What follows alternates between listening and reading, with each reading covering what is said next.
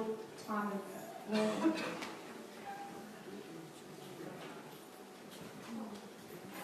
Just while the kids are going out, just an announcement that I forgot to send through to Bill in time for the announcements. Next Saturday is our monthly day or afternoon of prayer and fasting at Churchill, and weather permitting, this time we want to go up to Mount Tassie so that we can look out over the whole of the valley and pray over the valley. So if you would like to join us, we're going to meet at the Studio 1 at Churchill at 2 o'clock on Saturday afternoon, so we can all go up together so none of us get lost. So if you don't know where Studio 1 is, either see Linda or myself afterwards and we'll tell you how to get there. Okay. A man in America was in a very bad car accident, and he was taken to a Catholic hospital, and he was in a coma there for quite some time. And when he finally came out of the coma and was starting to recover, the nun who was the administrator for the hospital came to have a talk to him about the account.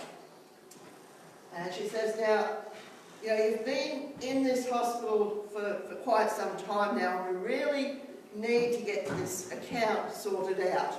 So, do you have medical insurance? He says, no, I haven't got anything like that.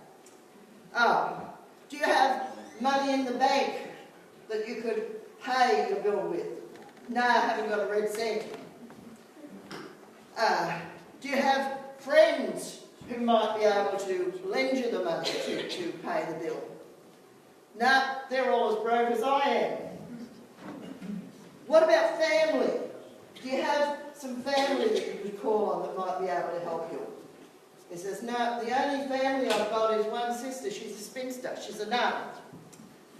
And at that point, the nun gets quite incensed and says, well, actually, nuns aren't spinsters. We're married to God.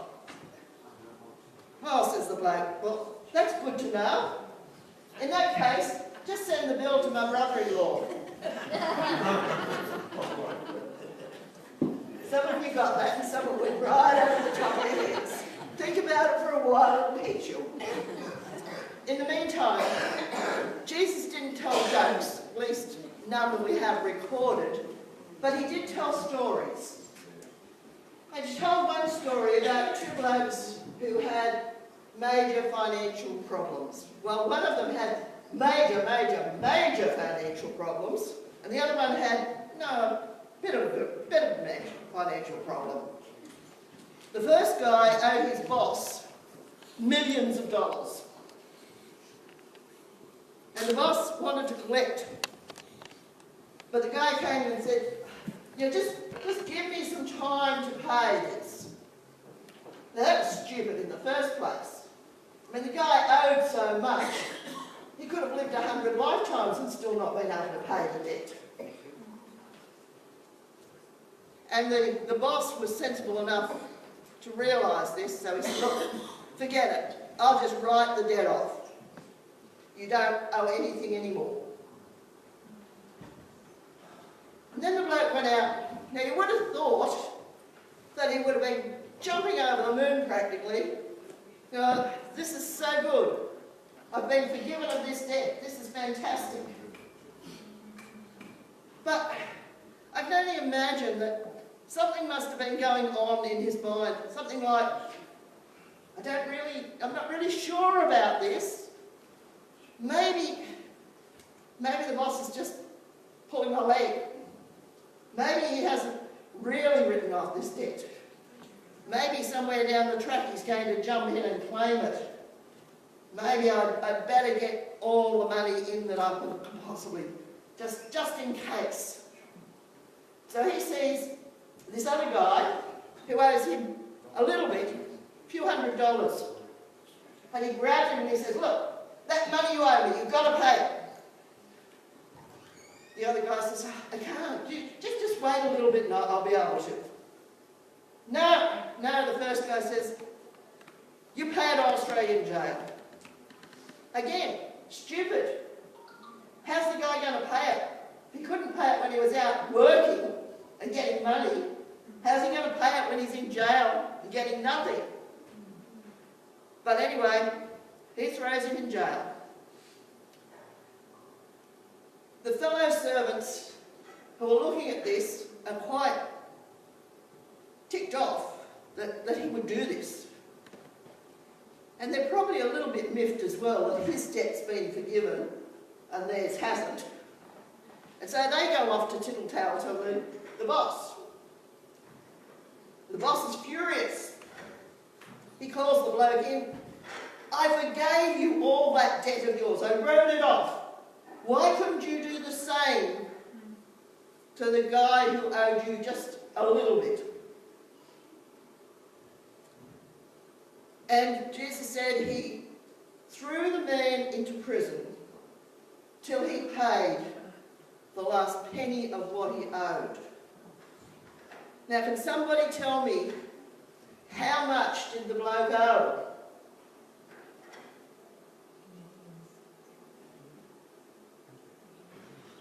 He owed nothing.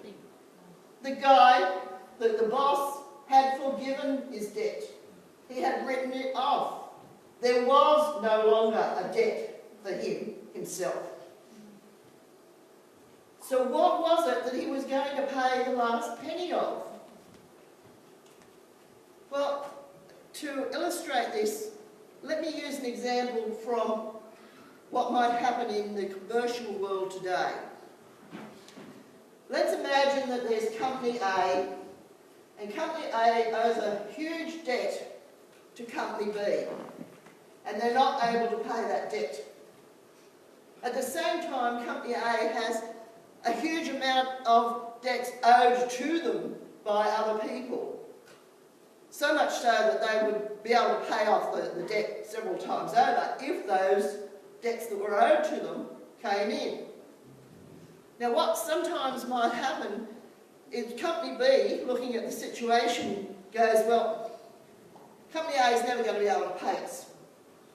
They've got debtors that owe more than they owe us.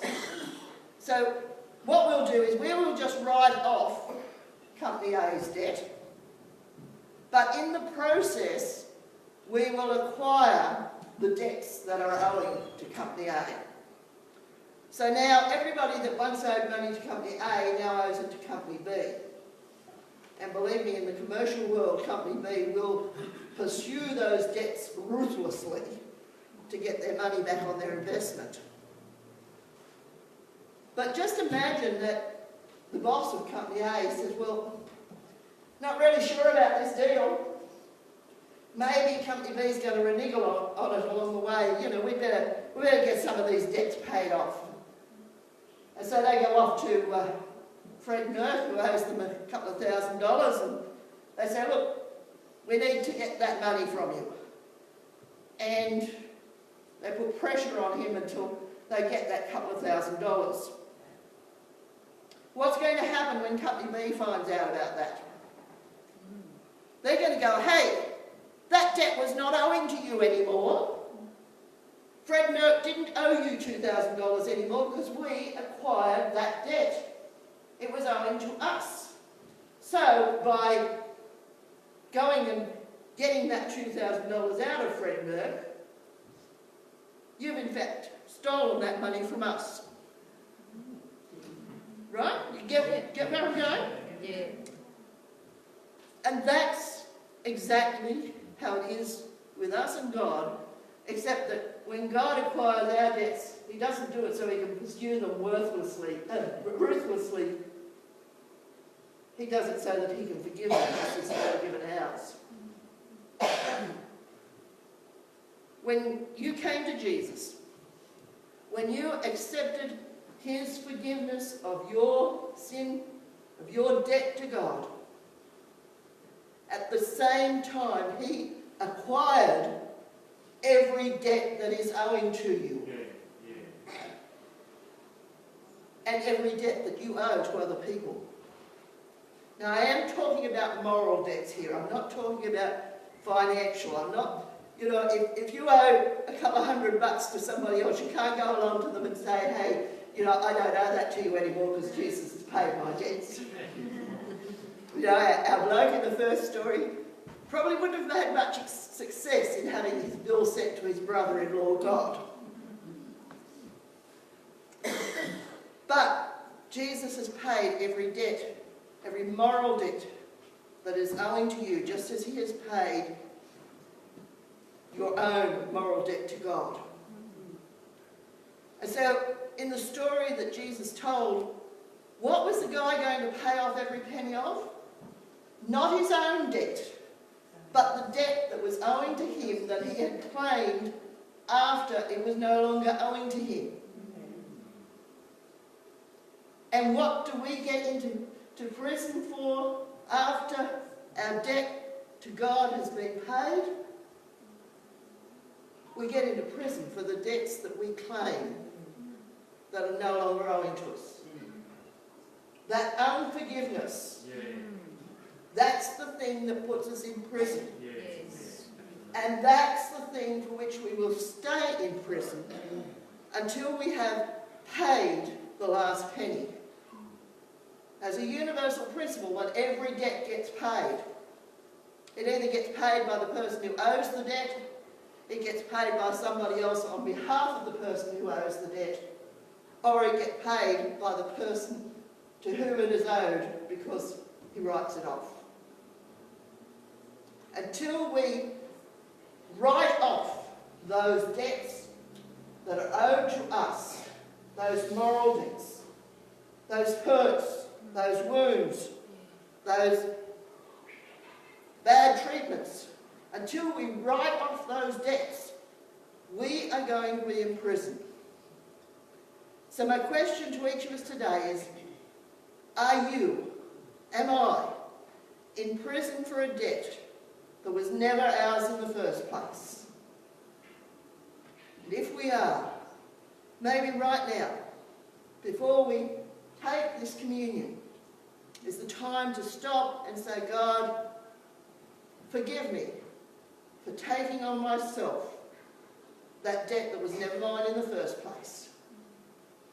Forgive me for holding those debts that you have acquired. And right now, Lord, I let them go.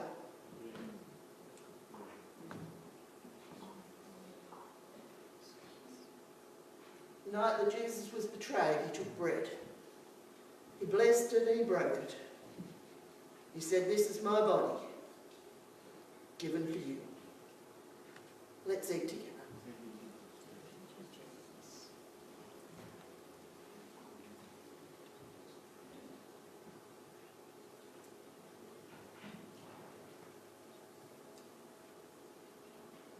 After the supper, he took the cup, he blessed it and he broke it. He said, this is the cup of the new covenant.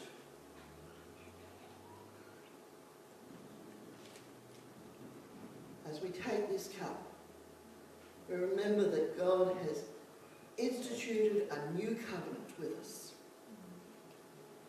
Thank you, Lord.